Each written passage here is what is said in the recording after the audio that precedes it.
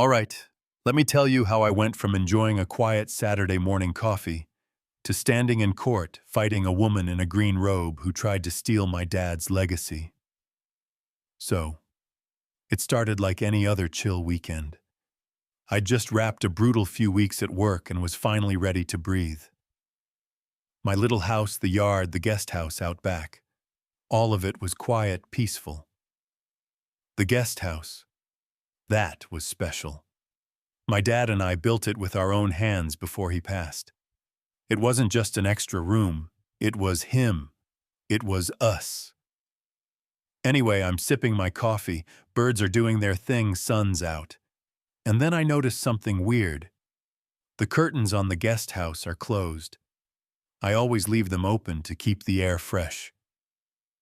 My sister wasn't visiting for another month, so nobody should have been in there. At first I thought maybe I forgot about a maintenance appointment. But as I walk across the yard, still smelling like freshly mowed grass from the day before, I hear it. A TV. Inside. Somebody's in there. I knock hard. Hello, silence. Then the deadbolt clicks and this woman, maybe in her 60s, wild hair, stained green robe, peeks out like, I'm the intruder. Her eyes sweep me up and down, and then she hisses, We don't allow your kind to solicit in this neighborhood. I thought maybe I'd stumbled into an alternate universe. Ma'am, this is my house. My guest house. I own it. Oh, I'm sure you do, she sneered, sipping her coffee like it was poison-proof. I've heard about people like you running scams, and just like that I wasn't a homeowner anymore. I was an outsider, a criminal, in her mind anyway. She claimed her father built that guest house 30 years ago, that she was back to care for it. I told her, I built it 10 years ago with my dad. I had pictures, building permits, a scar on my thumb from a circular saw slip to prove it. Didn't matter. She slammed the door in my face. So yeah, I called the cops. Big mistake. When they arrived, she flipped the switch fast. Gone was the hissy snake woman. In her place was a trembling little grandma with a teardrop and a tissue. Officers, thank God you're here. He's trying to take my home, he threatened me. And the older cop, hand went straight to his hip, told me to step back. I explained, calmly. I'm the homeowner, I called you. She hands them a lease. Fake. Said she's been paying rent to the former owner who's been dead for a decade. And the cops, they just looked at me and said, Sir, this is a civil matter now. I couldn't believe it.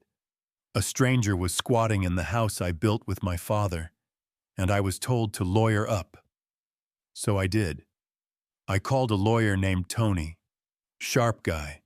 He listened to the whole story. The fake lease, the racist comment, the cops, all of it. And just said, Okay, you've got a professional squatter on your hands. He explained the process. Serve notice, file a lawsuit, go to court. And warned me it's going to cost thousands. While we started building the case, she went full villain. She filed bogus complaints against me. Noise violations, untrimmed lawn trash attracting vermin. She piled her garbage outside my house and then reported it. She even tried to get the guest house declared illegal construction. That's when it stopped being just a property dispute. That was my dad's final project. The last thing we did together before cancer took him.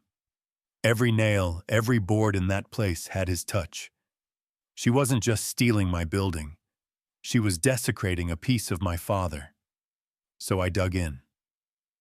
We got a PI named Jones, old school guy. In a week he found her real name, Margaret Hess. Turns out she'd pulled this scam in 3 other states. Always the same playbook. Break and forge a lease cry to the cops. Then came our ace, Dr. Lauren, a forensic document examiner. She analyzed the lease and found digital metadata proving it was created the same morning. I knocked on the door. Total forgery. That wasn't all. We found a man named James, the son of an elderly couple she'd ruined years earlier. She squatted in their house for 18 months until their savings were drained. When he heard she was doing it again, he said, "Whatever you need, I'll testify." Fast forward to court day. She played the role, cardigan, reading glasses, limp in her step. Claimed I was trying to evict a senior citizen on a fixed income. Cried on cue. Told the judge I never gave receipts for rent. But I trusted him, she whimpered. Then Michael, my lawyer, stood up. "Your Honor, her name isn't Mary Sunshine. It's Margaret Hess. And she has a history." We laid it out. The fake lease. The forged signature. The metadata. Her past victims. James's sworn statement. Every lie collapsed in real time. She snapped on the stand, screaming that they all tried to cheat me. The judge just stared at her.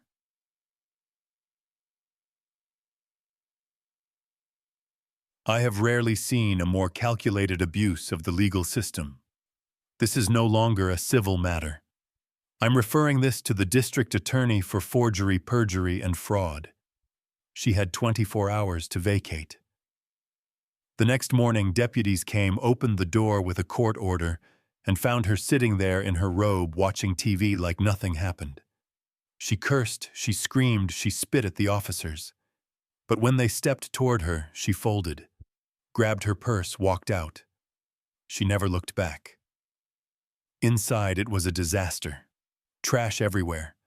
Cigarette burns on the floor. Walls vandalized. The place reeked. It took weeks to clean, thousands more to repair. But eventually, the guest house was whole again. A few months later, I got a call from the DA. Margaret Hess had been sentenced to 2 years in prison. Her son was also charged. And another victim came forward. She'd finally face real consequences. It's been a year now. The house is clean. My sister's kids sleep there again. But something's changed. I've changed. I've got cameras, motion sensors, locks on every gate. Because once someone violates your home like that, it's hard to unfeel it. But I didn't back down. I fought. I won. I protected what my father built. And every time I sit on the patio now, coffee in hand, looking at that guest house, I remember who built it. And I remember who couldn't destroy it. So here's my question to you. Have you ever seen someone weaponize their lies this way? Have you ever been judged by your appearance instead of the truth? Drop your thoughts below, because this wasn't just about property. This was about justice. And sometimes, justice has to be built one nail, one binder, one truth at a time.